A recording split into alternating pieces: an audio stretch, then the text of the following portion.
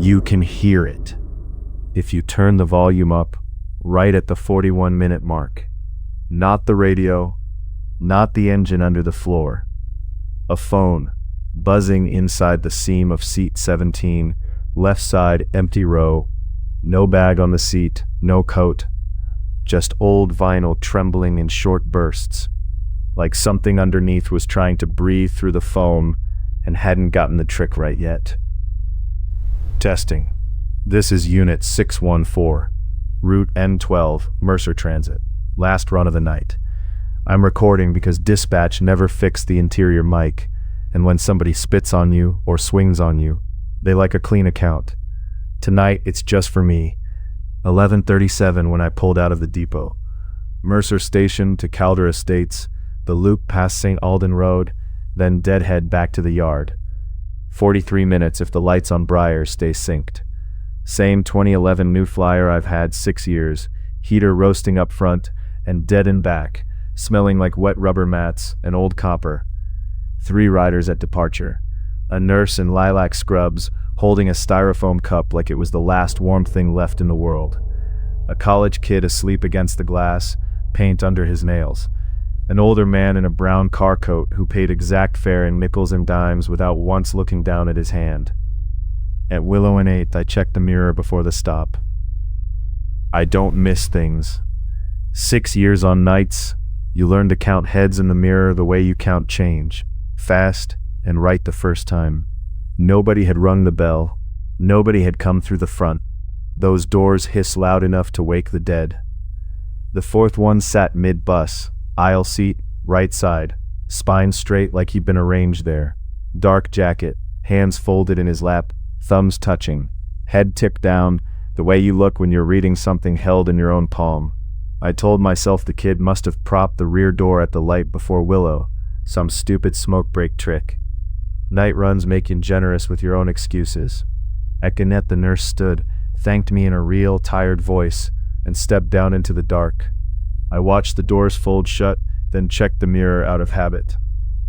The man in the brown coat had moved to the back bench. Same posture, same folded hands.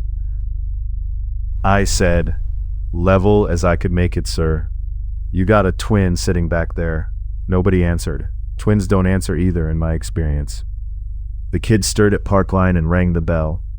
He shuffled up the aisle, stopped by the fare box, and asked why there was a phone going off in the seats. I hadn't heard it. Then I did. Not a ringtone, that dry insect drone of a phone left on vibrate, buried somewhere it shouldn't be. Zzz, zzz. A pause like it was thinking. Then zzz again. Seat 17, left side. Empty row. The sound came from inside the cushion, not on top of it, like a phone had slipped down through a torn seam years ago, and only tonight remembered it had a job to do. The kid leaned in. "Want me to grab it? Company policy. Leave it." He laughed once, but he kept his eyes on that seat the whole walk to the door. At the bottom step, he turned back. "Driver, that wasn't there before." He manned the window beside seat 17. In the fog, pressed clean from the inside, was the outline of a face. I should have radioed then. I didn't. 9 years on this job teaches you to keep the time points, even when the bus stops making sense. And that's what I did. Checked my watch instead of my own head. 2 riders I could account for. Maybe 4 I couldn't. The man in the middle never moved. The man in back never moved. Every glance in the mirror, both sets of hands sat folded the same way. Thumbs touching, patient as furniture. At Harlow Clinic, the back man finally stood. Not stiff, deliberate. The rolling gait old men get on buses, one hand trailing the seat backs as he came up the aisle. I watched him the whole way in the mirror. He reached the yellow line by the fare box. Then he didn't. 1 second his hand was on the pole. The next the pole was just a pole, and the doors were still shut, and there was nobody near them. I hit the brakes hard enough to kneel the bus. The middle passenger seat was empty too. Under seat 17 the buzzing started again, louder, with something wet folded into it. Then, clear as anything, from inside the cushion itself, I keyed the radio. Static, breathing under the dispatcher's voice before she even answered. I gave my unit number, my route, my location. Told her I had a disturbed passenger on board, hiding somewhere in the seats. I did not say inside the seats. I wanted somebody else to say that first. She sent a welfare check to Calder Loop, 5 minutes out. I made it in 3. At St. Alden, the stop request chime went off 3 times on its own. Ding, ding, ding. Nobody standing, nobody moving, just the buzzing under 17 and the mark on the glass, which had spread lower now, sliding down the pane like a cheek pressed flat and dragged. Protocol says you stop when it's requested. I've never broken protocol on this route. I stopped. That stretch is retaining wall on one side, drainage ditch on the other, sodium lamps every 50 yards, the kind of road that still looks half-built after 20 years. The rear doors opened on their own with that soft hydraulic sigh, and cold came down the aisle like it had been waiting outside the whole time. I heard shoes on the back steps. 1 pair, stepping down, then a 2nd pair right behind the first. The rear platform in the mirror was empty, but the suspension came up twice. Officers Bell and Ruiz met me at Calder Loop. Ruiz kept me by the shelter, asked if I'd taken anything, prescription or otherwise. Fair question, given what I must have sounded like on the radio. Bell went through the bus.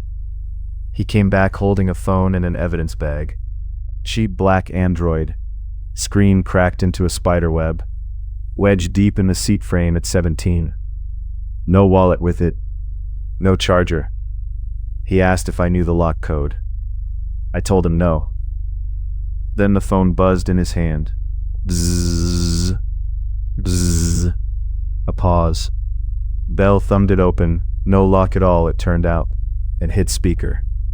Mercer Police. The answer didn't come from the phone. It came from the back of the bus, full-sized, a real voice traveling the length of the aisle.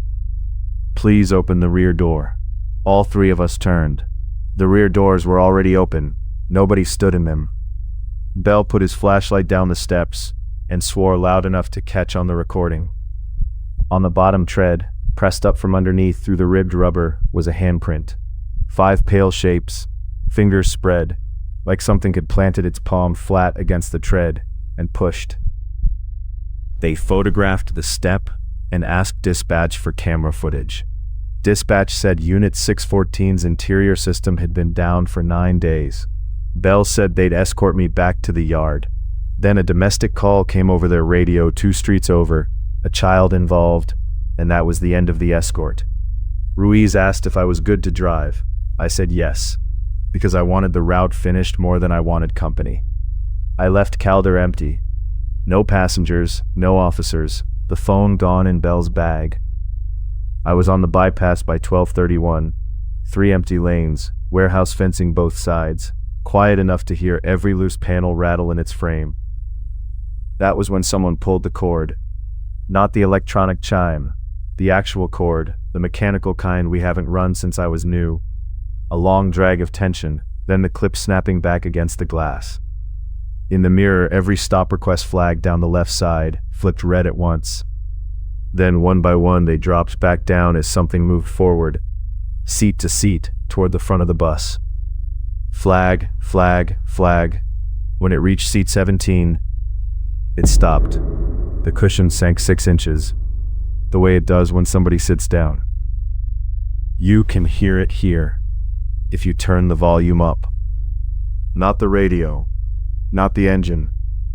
That same buzzing trapped inside the seam of seat 17, left side, empty row. No bag, no coat. Just old blue vinyl, trembling in short bursts, like something underneath was trying to breathe through the foam and hadn't gotten the trick right. I pulled onto the shoulder, hazards on, brakes set. I kept talking into the recorder because I didn't want the bus to go quiet around me. Took the little emergency hammer off its clip and walked back. The cushion was moving, just a pulse, rising and falling along the seam nearest the aisle, in time with the buzzing. I hooked the claw under the torn edge and pulled. The foam split open. There was a face inside the seat, not resting on it, grown into it, skin the color of old candle wax, eyes open and wet, lips peeled back where the seam had cut into them, black foam packed into the gums like soil. When it tried to say something, I heard springs click behind its teeth. The old man in the brown coat.